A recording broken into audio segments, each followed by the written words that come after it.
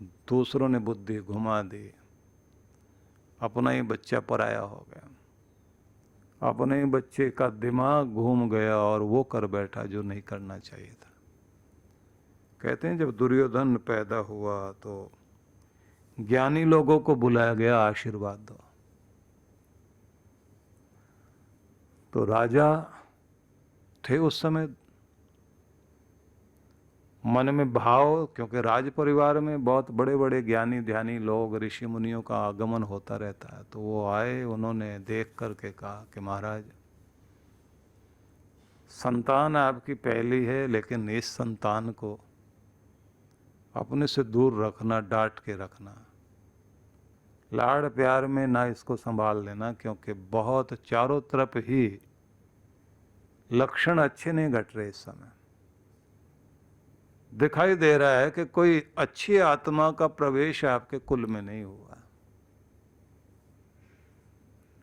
इसलिए लोग जो कहते हैं ना कि हमें भगवान हमारे कुल में अच्छी संतान देना, एक्सीडेंटल संतान पैदा हो जाए वो नहीं। हमारे ऋषियों ने तो इसके लिए भी कहा है कि जिनको अपने घर में संतान चाहिए तो उन लोगों को, दोनों पति पत्नी को अपना मन पवित्र करके उस भगवान के दर पर बहुत आदर से मांगना चाहिए कि किसी पवित्र आत्मा को हमारे घर भेजना भगवान, जिससे हमारा ये कुल धन्य हो। हमारा भला तो करे ही, इस धरती का भला करे कोई। तो ऐसी संतान की कामना करना, और संतान वही तो है तनु विस्तारे, जो हमारे कुल के गुणों को, अच्छाइयों का विस्तार कर दे। तो इसलिए कल जब मैंने आपको ये कहा था कि व्यक्ति जो है वो 6 चीजें ऐसी हैं जिनके प्रति हमेशा ही लापरवाह रहता है, जिनके प्रति हमारा ध्यान नहीं जाता। एक तो स्वयं के प्रति हम बहुत लापरवाह होते हैं, खुद के प्रति लापरवाह बन जाए आदमी, केयरलेस हो जाए, तो कितनी बड़ी दुखद बात है। पूरी दुनिया के साथ मीटिंग करेगा, दुनिया के साथ मिलेगा, खुद के साथ मिलेगा ही नहीं। पूरी दुनिया के बारे में विचार करेगा, अपने बारे में विचार ही नहीं करेगा। हम कहाँ खड़े हैं और कहाँ जाना है, क्या कर रहे हैं और क्या करना चाहिए, पूरा ध्यान ही नहीं रहता। न जाने कहाँ खोए हुए, गुम हुए, कहाँ घूम रहे हैं हम लोग, कैसा हमारा वक्त बीत रहा। तो स्वयं के प्रति, संतति के प्रति, संतान के प्रति भी व्यक्ति लापरवाह रहता है। दूसरों को बुला के कहेंगे हम पैसे दे देंगे, तुम जो है ट्यूटर को बुला लो, वो हमारे बच्चों को पढ़ा दे, फलाना पढ़ा दे। हम इन्हीं के लिए कमा रहे हैं। ध्यान रखिए, एक समय ही होता है जब कच्ची मिट्टी होती है कुम्हार की, उस समय कैसे भी घड़िए आप, वो घड़ा, वो बर्तन जैसे बनाओगे, जैसे निशान डालोगे, बिल्कुल डलते चले जाएंगे। जैसे जैसे हवा लगती जाती है, जो कहते हैं ना हवा लगी संसार की हो गए 12 बाट। अब हवा लगनी शुरू होती है तो मिट्टी जो है मजबूत होती जाती है, सूख रही है मिट्टी।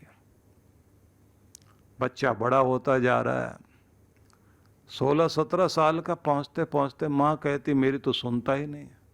अब थोड़ा पिता से डरता जरूर है। 20-22 साल का होते हो पिता को भी समझता है कि ये तो मेरे से पूछ के फोन का, कंप्यूटर का, हिसाब किताब का, टेक्निक का मेरे से जानकारी लेते हैं, तो इनको इतना ज्यादा थोड़ी ज्ञान है। वो छोटी सी टेक्निकल नॉलेज होने को ये समझता है मुझे तो सब कुछ मालूम है, फादर मुझसे पूछ रहा है। तो माँ बाप दोनों की अवहेलना करने लग जाता है, क्योंकि हवा लग गई। तो जिस समय गीली मिट्टी है उसी समय निशान डाले जा सकते हैं। बच्चों को समय दोगे तो अच्छा रहेगा, नहीं तो फिर समय आएगा, वक्त पकाएगा। जब वक्त पकाता है तो कुम्हार जब घड़े को पका देता है, पकने के बाद में फिर आप उसके अंदर पड़े हुए निशान देखिए। जो भी कलाकृति बन गई, अच्छी कलाकृति बनाई या बुरी बनाई, आप ये सोच लीजिए कितना भी घिस लेना उस समय उस पके हुए घड़े को, आग में तक पाए हुए घड़े को। टूटने को टूट जाएगा, निशान नहीं जाने वाला। जो कहते ना कि रस्सी जल गई बल नहीं गए, जली हुई रस्सी भी आग के अंदर उसके बल वैसे दिखाई दे रहे होते हैं, उसका टेढ़ापन वैसे दिखाई दे रहा होता है। चिता तक जाने के बाद भी लोग जल जाते हैं, लेकिन उनका खराब स्वभाव कभी ठीक नहीं होता।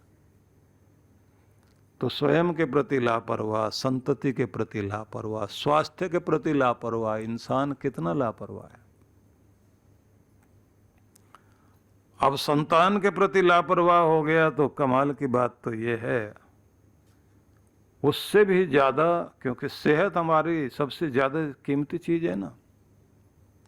हमारा स्वास्थ्य, हमारी हेल्थ हमारे लिए कितनी जरूरी है कि आपका सारा सुख दुख, सारी खुशियां, सारे कर्म आपकी सेहत से जुड़े हुए हैं। अगर स्वास्थ्य अच्छा है तो सब कुछ, दुनिया अच्छी लगेगी, खाना अच्छा लगेगा, सोना अच्छा लगेगा, सब चीज़ें अच्छी लगेंगी। स्वास्थ्य ठीक नहीं है तो ना नींद, ना चैन, ना उठना बैठना। बीमार आदमी तो सुंदर कपड़े और आभूषण पहन के भी बैठ जाए तब भी अच्छा नहीं लगता, और स्वस्थ आदमी के पास में अगर साधारण कपड़े भी हों तो भी उसका सौंदर्य निखरता है। सब कुछ आपका सौंदर्य भी आपके स्वास्थ्य में है। बड़ी सारी इसके लिए जो है पंक्तियां लिखी हुई, लेकिन इस समय मैं आपको उन तरफ न ले जाके और आगे बढ़ाता हूँ। उसके बाद में कहा जाता है स्वयं के प्रति, स्वास्थ्य के प्रति, संतति के प्रति लापरवाह हम लोग। इससे भी ज्यादा लापरवाह हो जाते हैं संगति के प्रति। कैसी भी संगति हो, क्या फर्क पड़ता है, सब लोग बराबर ही होते हैं, क्या ऊंचा क्या नीचा। यहाँ जाति बिरादरी की बात नहीं है। व्यक्ति के विचारों को, उसके आचार को, उसके आचरण को, उसके चाल चलन को, उसके रहन सहन को, इन सबको ध्यान में रख करके आप बैठिए कि किन का रंग आपकी जिंदगी में लगना चाहिए, कौन सा रंग आप अपने अंदर लगाना चाहते हैं। उन्हीं लोगों के साथ बैठिए। जिनका रंग लगा करके आप बदरंग हो जाएं, उनके साथ बैठने का कोई फायदा नहीं, और असर तो आएगा ही आएगा, बिल्कुल असर आएगा। एक बार कोई शकुनी जैसा आदमी मिल जाए आपको, आपका सारा का सारा काम खराब करेगा। किसी किसी स्थान का भी प्रभाव होता कि वहां जाते बुद्धि बदल जाती। जैसे कहते ना, श्रवण कुमार की बुद्धि बिगड़ गई थी, माँ बाप की कांवड़ छोड़ के बाग खड़ा हुआ था, क्योंकि कोई बुद्धिमान मिल गया था उसको। भरी जवानी में क्या दिमाग खराब हुआ तेरा, माँ बाप को, अंधे माँ बाप को ढो रहा है, और ऐसे ढोते ढोते जिंदगी बीत जाएगी। तेरी जिंदगी तो गई, क्या करेगा और क्या जिएगा। यही तो समय है अपने जीवन का आनंद मनाने का, और वही तेरा समय इधर जा रहा है। अब उसने पूछ लिया कि इन पर दया करेगा कौन। बोले इनकी तो बाद में छोड़ना, तेरे ऊपर दया कौन करेगा, तू भी तो इनसे भी ज्यादा अंधा होता जा रहा है। तुम्हारी आंख खोल रहा हूं, तुम्हारे भले की बात कह रहा हूं, क्योंकि बुरे लोग हमेशा बात ऐसी करते हैं जैसे वो भलाई की बात कर रहे हैं। मंथरा ने भी भलाई की बात की थी, शकुनी ने भी भलाई की बात की थी, और यही कहा था तुम्हारा भला इसी में, और पूरे कुल का नाश हो गया। सलाहकार चुनना समझदारी से होता है। अर्जुन की यही तो समझदारी थी कि उसने सलाहकार अच्छा चुन लिया।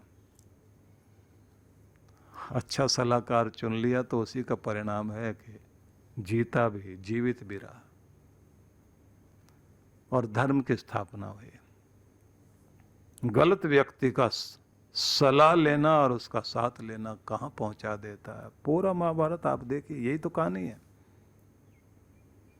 नहीं अच्छे लगते हैं, ये बात बहुत अच्छी करते हैं, इनके साथ बैठे हैं, खाना पीना, भाषा, हंसी मजाक, सब चीज़ें, यहाँ बोर होंगे औरों के बीच बैठ करके। वो कोई अच्छे लोग हैं?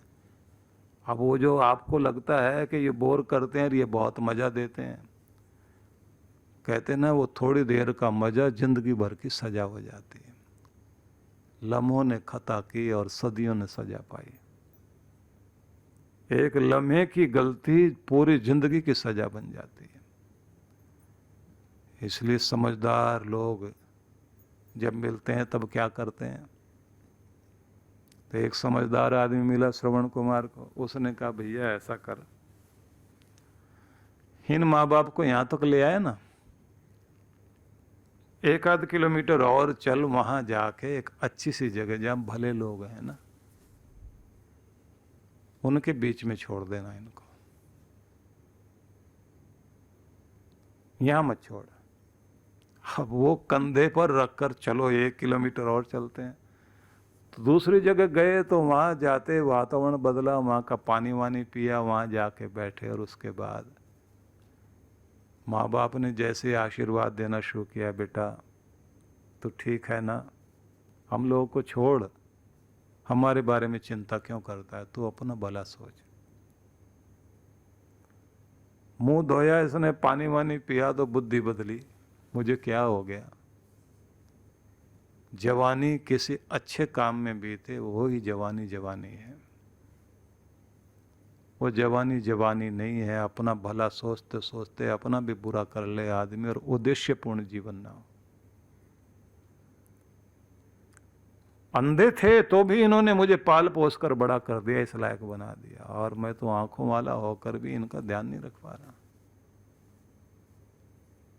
और आप सोचिए कि बुद्धि बदली और कंधे पर रखकर माँ बाप के कांवड़ लेकर के कैसे वो व्यक्ति चारों धाम की यात्रा कराकर वापस लौटा, और जीवन में सब कुछ पाया उसने, सब कुछ था उसके पास, सब कुछ मिला।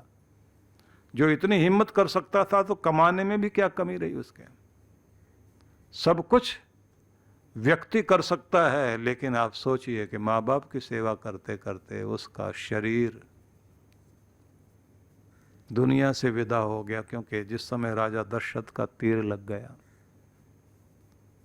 माँ बाप की सेवा करते करते चला गया। लेकिन त्रेता युग से लेकर आज तक, हम कहें द्वापर युग बीत गया, त्रेता युग बीत गया, अब कलयुग के भी 5000 साल बीत गए। हम लोग तो वो लोग हैं कि जिनकी कहानी एक पीढ़ी जाते ही उसके बाद, किसी के जाने के बाद, तीसरे दिन के बाद चित्र लगता है, और कुछ दिनों के बाद तो ऐसा लगता है जैसे सपना था, आदमी था भी या नहीं था। लेकिन जो हमेशा याद किए जा सकें वो ऐसे ही लोग होते हैं जो उद्देश्यपूर्ण जीवन जीते हैं। संतान के प्रति व्यक्ति, संपत्ति, संगति, ये सारी चीजें हैं जिनके प्रति हम लापरवाह हो जाते हैं। हम अपने सही संपत्ति को नहीं समझ पाते, और कमाल की बात तो ये है कि संपत्ति के बारे में भी हम सावधान नहीं होते। जो कमा लिया वो तो रख लिया, और के पीछे भागेंगे। जो कमाया था किस लिए, ये मिल जाए तो बस उसके बाद तो मैं बहुत आनंद मनाऊंगा। वो आनंद मनाना भूल जाता है, जोड़ के रख लेता है। शायद इकट्ठा कर लिया, तोड़ के ले गया कोई और, तो सब कुछ रखा रह जाता। संपत्ति वही है जो आपकी विपत्ति दूर करे और आपको आनंदित करे। तो जो आपके पास धन है उससे धन्यता प्राप्त करें, एक एक दिन आपका आनंद से बीते और आता जाए, आनंद बढ़ता जाए, लेकिन अपने कमाए हुए का आनंद लेना जरूर आना चाहिए। तो बहुत जल्दी से फिर हम लोग आगे बढ़ें, क्योंकि मैं आपको सुनाना चाहता हूँ। शीघ्रता से हम कहें, सिमरन के प्रति भी हम लोग जो है सावधान नहीं रहते। नाम जपने के प्रति लापरवाही से नाम लेते हैं। भगवान का सिमरन करने में भी बहुत लापरवाह रहते हैं, बहुत आलसी रहते हैं। जिसके जीवन में ये प्रकाश आ गया, दसों दिशा भई शुद्ध बुद्ध भई निर्मल साची, छूटी कुमति सुमति प्रगट होई नाची। सुबुद्धि आ गई, आनंद जागा, होत 36 राग दाग त्रिगुण का छूटा, पूर्ण प्रगटे भाग कर्म का कलसा फूटा। बहुत प्यारी बात कही है उन्होंने कि 36 राग हो रहे हैं, मतलब गंधर्व लोक में प्रवेश होता ध्यान करने के साथ ही न जाने कितनी तरह के संगीत की ध्वनियाँ सुनाई दे रही होती हैं, कितने तरह के फूल खिले हुए महसूस होते हैं, चारों तरफ का प्रकाश उस समय आनंदित कर रहा होता है। ऐसा लगता है कि जैसे सारे सुंदर दृश्य एक जगह आकर ठहर गए। ऐसा लगता रहता है कि जैसे सारा संसार का सुंदर संगीत, मधुर संगीत एक जगह आकर ठहर गया है। उस समय ये महसूस होता है कि जो आप सुखद स्पर्श चाहते थे वो हर पल आपको हो रहा है, और जो स्वाद आप चखना चाह रहे थे वो स्वाद भी आपको अनुभव हो रहे हैं। लेकिन इस सब से आगे चल कर के व्यक्ति पहुंचता है इस लोक से भी आगे, जहां आनंद का लोक होता है। आनंद का लोक जो है वो बहुत ही अद्भुत लोक है। पूर्ण प्रगटे भाग कर्म का कलसा फूटा। सारे कर्म जो है व्यक्ति के गल गए और पूर्ण भाग जाग गए, मतलब व्यक्ति का सौभाग्य जाग गया। पलटू अंधियारी मिटी, बाती दीनी टार, दीपक नार बारा नाम का महल बया उजियार। सब प्रकार का अंधेरा मिट गया और परमात्मा के नाम की रोशनी हो गई। श्रद्धा भाव से व्यक्ति निरंतर नाम जपने में रुचि ले। और उसके बाद कहते हैं ये नाम जपते जपते व्यक्ति को जब अंदर प्रकाश होता है तो रस प्रकट होता है। उपनिषदों में इसको कहा है रसो वै सः, परमात्मा रस है। इसको जानने के लिए आपको तैत्तिरीय उपनिषद पढ़ना चाहिए। तो उसकी चर्चा हम लोग आगे करेंगे कि वह रस क्या है जिसको पाकर व्यक्ति आनंदित होता है और वह आनंद कैसे पाया जाता है। गुरु बिन ज्ञान न होत है, गुरु बिन दिशा अजान, गुरु बिन इंद्रिय ना सधे, गुरु बिन बढ़े न शान। गुरु में समाहित दिव्य और दैवीय शक्तियों के दर्शन, पूजन, ज्ञान, ध्यान से स्वयं को धन्य करें। परम पूज्य सद्गुरुदेव श्री सुधांशु जी महाराज एवं डॉक्टर अर्चिका दीदी जी के पावन सानिध्य में गुरु पूर्णिमा महोत्सव दिनांक 7 से 10 जुलाई 2025। विशेष कार्यक्रम गुरु मंत्र सिद्धि साधना, दिव्य शक्तिपात क्रिया, गुरु मंत्र दीक्षा, भक्ति सत्संग, गुरु दर्शन। गुरु पूर्णिमा महोत्सव 10 जुलाई 2025। स्थान शक्ति टेंट, द गोल्डन डिकॉर, नजदीकी जापानी पार्क, सेक्टर 12, रोहिणी, दिल्ली। आयोजक विश्व जागृति मिशन, दिल्ली। संपर्क सूत्र ऑनलाइन व ऑफलाइन गुरु मंत्र सिद्धि साधना के लिए संपर्क करें। आप सपरिवार सादर आमंत्रित हैं। परम पूज्य श्री सुधांशु जी महाराज के पावन सानिध्य में अमृत ज्ञान वर्षा बेंगलुरु 17 से 20 जुलाई 2025। कार्यक्रम की रूपरेखा। शुभारंभ 17 जुलाई सायं 5 से 7 बजे, 18 एवं 19 जुलाई प्रातः 10 से 12 बजे, सायं 5 से 7 बजे। स्थान Purnima convention hall, 31st cross, 16th main Jayanagar, 4th block, Bengaluru. 20 जुलाई प्रातः 11 बजे। स्थान श्री धाम आश्रम, आदि विश्वनाथपुरा, राजन कुंटे, बेंगलुरु। आयोजक विश्व जागृति मिशन, बेंगलुरु। संपर्क सूत्र